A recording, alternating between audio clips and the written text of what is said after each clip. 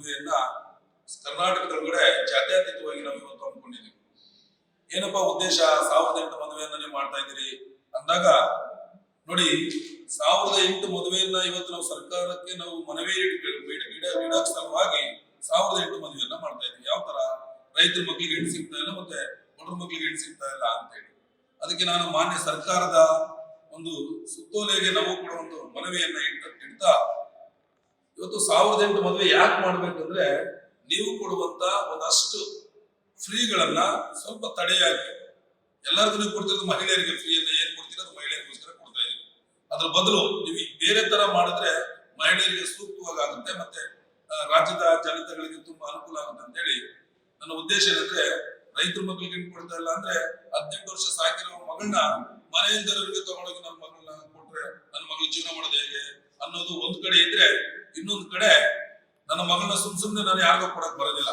ಅಷ್ಟೇ ಇರೋಕೆ ಅದ್ರ ಮನೆ ಇರ್ಬೇಕು, ಮನೆಯಾಗ ಇರ್ಬೇಕು ಅನ್ನೋ ಒಂದು ಉದ್ದೇಶ ಇಟ್ಕೊಂಡ್ರೆ 1008 ಮದುವೆಗೆ ಮುಂದಿನ ದಿನಗಳಲ್ಲಿ ಸರ್ಕಾರವೇ 1008 ಮದುವೆಯನ್ನ ಮಾಡಿ ಉಚಿತವಾಗಿ ಮಹಿಳೆಯರಿಗೆ ಮೀಸಲಿಟ್ಟು ಅರ್ಜಿಯನ್ನ ಕರೆದು 5 ಲಕ್ಷದಿಂದ 10 ಲಕ್ಷದವರೆಗೆ ಒಂದು ಮನೆಯನ್ನ ನಿರ್ಮಾಣ ಮಾಡಿಕೊಟ್ರೆ ರೈತರಿಗೆ ತುಂಬಾ ಅನುಕೂಲ ಆಗುತ್ತೆ ಅನ್ನೋದು ಆ ಭಾವನೆ ಒಳಗಡೆ ಇವತ್ತು 224 ಕ್ಷೇತ್ರ 31 ಜಿಲ್ಲೆ ಒಳಗಡೆ ನಾನು ಮೂಲೆ ಸುತ್ತಿ 1008 ಮದುವೆಗೆ ಈಗ ಆಲ್ರೆಡಿ 800 ಚಿಲ್ಲರೆ ಜೋಡಿಗಳನ್ನ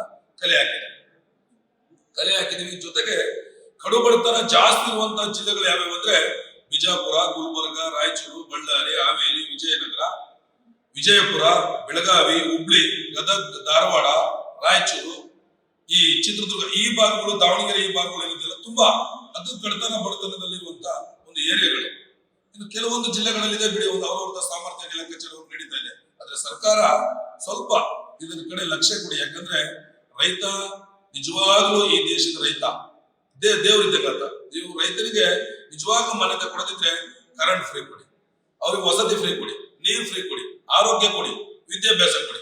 ಇಷ್ಟು ಮಾತ್ರ ಫ್ರೀ ಕೊಟ್ಟು ಬೇರೆ ಯಾವುದನ್ನು ಕೂಡ ರೈತರಾಗ್ಲಿ ಕೂಲಿ ಕಾರ್ಮಿಕರಾಗ್ಲಿ ಯಾರೇ ಆಗ್ಲಿ ಯಾವುದನ್ನು ಫ್ರೀ ಬೇಡ ನಮ್ಗೆ. ನಾವು ರೈತರು ಬೆಳಿತೀವಿ, ತಿಂತೀವಿ. 224 ಕ್ಷೇತ್ರದೊಳಗಡೆ ನೀರಾವರಿಯನ್ನ ಕೊಡಿ.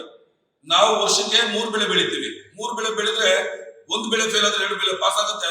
ಅದ್ರಲ್ಲಿ ನಾವು ದುಡ್ಕೊಂಡು ತಿಂತೀವಿ. ನಮ್ಮ ಸರ್ಕಾರ ಮುಂದೋಗ್ಬೇಕು, ನಮ್ಮ ಕರ್ನಾಟಕ ಹಿಂದೋಗೋದ್ ಬೇಡ. ನಮ್ಗೆ ಯಾವುದೇ ಸರ್ಕಾರ ಆಗ್ಲಿ ನಮ್ಮ ರಾಜ್ಯ ಕರ್ನಾಟಕ ರಾಜ್ಯ ಇಡೀ ದೇಶಕ್ಕೆ ಮಾದರಿ ರಾಜ್ಯ ಆಗಿರ್ಬೇಕು ನಾವು.